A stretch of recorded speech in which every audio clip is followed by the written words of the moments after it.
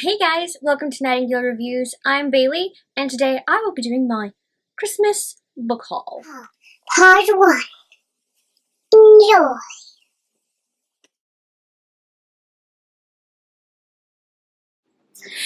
Hey guys, it's Bailey over at Nightingale Reviews, wishing you all a very Merry Christmas. That sounded like death.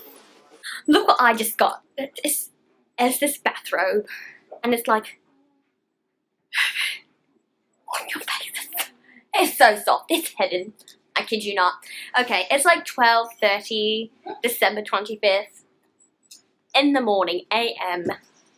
Almost 1 o'clock. So I right now have two options of what I can do. Okay, are you ready? My first option is anime.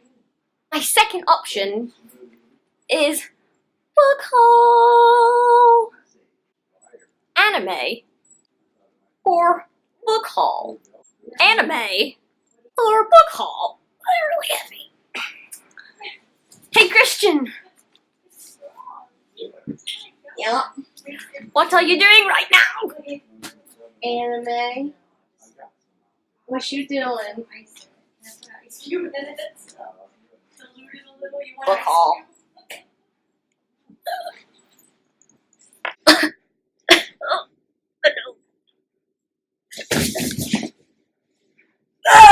What's the sound of my books falling on my face? So, yes, I realize that this is super late, but after Christmas, I just went on this whole reading binge and reviewed for some authors, and it's just been so hectic and I haven't had any time to read, but since there's school cancellations, the bad weather,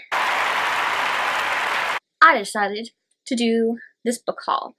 Beware, this may be slightly long, so bear with me if you will. All of these books that I got are from my sisters and my parents, but most of them are from my parents. Before I get into that, I just want to mention that I got one book due to blogging for books, and that is The City of Stairs by Robert Jackson Bennett. This book is about this city that once had the ability to wield the powers of the gods. However, their protectors have long since died, and then this woman comes in to do these murders, and she's here to investigate. However, she finds some convincing facts that these gods and their powers may not all be rid of the city, and therefore it may have something to do with it. And I've heard really good things about it, especially on Goodreads, and so I just Really want to get this done really soon, so I'm excited. The next two books that I have to show you are from two of my sisters. The first one that I have to show you is Once Upon a Time Tale, Reawakened by Odette Bean. To my understanding, this is basically the show put into book form, and my older sister knows how much I love this show, and even though I've only seen the first season, but I really want to watch the second season once that comes out, and then you try to put it on hold at the library. Tons of people want it, so you don't get it for months. And so she got me this book because she knew how much I loved it, though.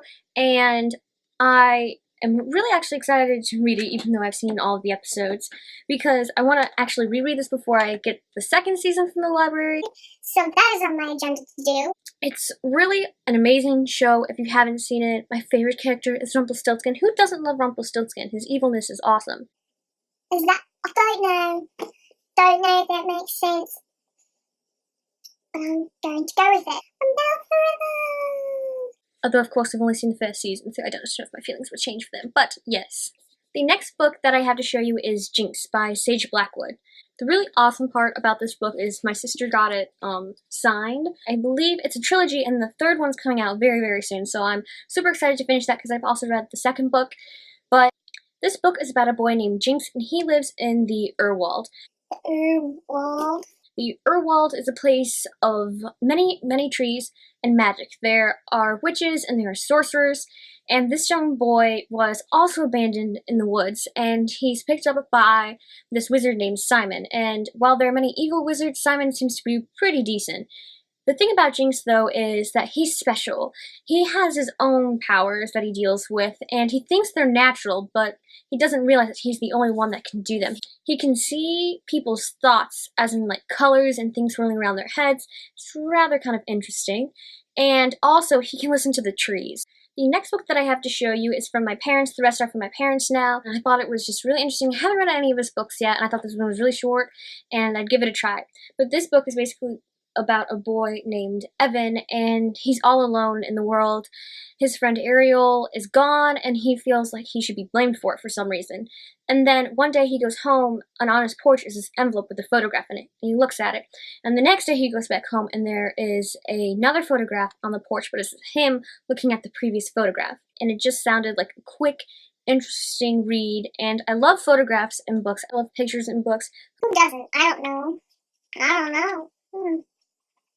I'm rambling.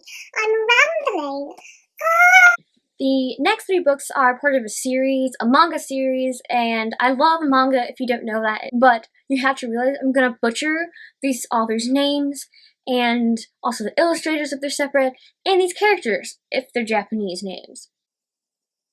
Because I only speak American. A little bit of Spanish, but that's not very good. Okay. The book series that I have to show you is Seraph of the End. This is volume 1, 2, and 3. So far, these are the only ones out, and I picked up the first one at the library, and I absolutely adore it. It is so amazing, and the art is extremely beautiful. The story is by Takuya Kagame, and the art is by Yamamoto. I love that name. That's so fun. About this boy, I'm gonna butcher his name, Yuichiro. See, butchered it. The apocalypse, it's already happened, and the apocalypse was brought about by vampires who suddenly showed up and have just taken over the world. However, most of them live underground now. Because obviously, a vampire in sunlight is like, I'm dying from sunlight! Oh my gosh! So all of these people are taken to be their food supply, practically, and this boy and the people at his orphanage were taken underground, and once they get underground, they're unable to come back up. Yuichiro is able to come up from underground, and he finds out that there's a resistance group against these vampires, and he really wants to join it for his own personal reasons for revenge, and I don't want to spoil why. This art is beautiful. I'm practically in love with it, and that's strange. But yeah. And look at these covers. Their color palette on their covers, it's gorgeous. It's gorgeous, but it is so true. It's so true. So true. So true.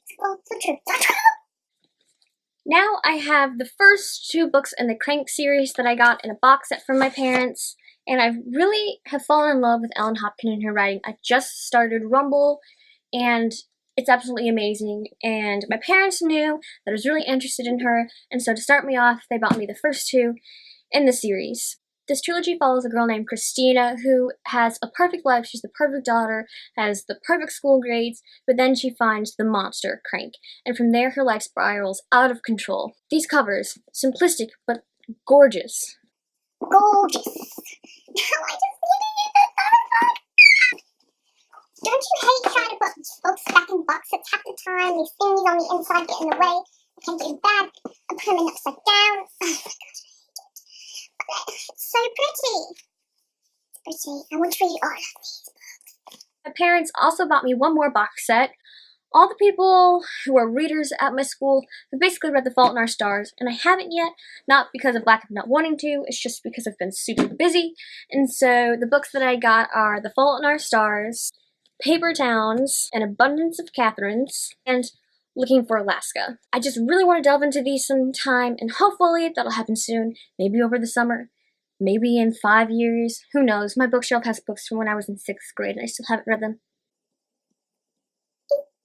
This book that I have to show you is another absolutely gorgeous book, but it's The Night Circus by Erin Morgenstern.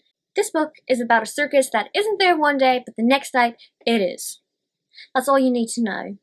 That's all you need to know. I've heard that the less you know about it, the more amazing it is, and so I don't want to get any more into it than that. This, another gorgeous book, is Let the Sky Fall by Shannon Messenger. This book follows a boy named Vane Weston who should have died in a Category 5 hurricane. But he did not. And then he wakes up with no memories except of this girl, Audra, and he hopes that she's real, but it turns out she is real. Isn't that? That's just... Look at that spine. It's awesome. Look at that. The next book that I have to show you is The Shadow Society by Marie Rudkowski. I'm sorry. Probably butchered that. This book follows a girl named Darcy Jones who doesn't remember anything before the day she was abandoned as a child.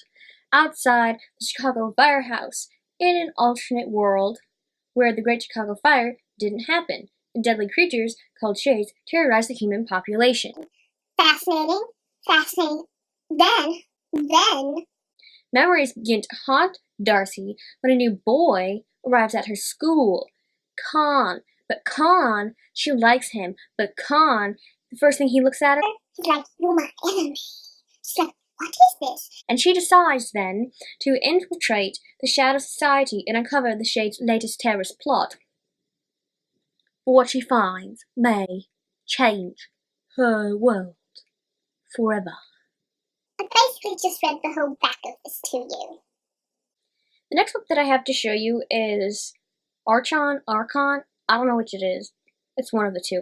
The first book in the books of Raziel by Sabrina Benilis.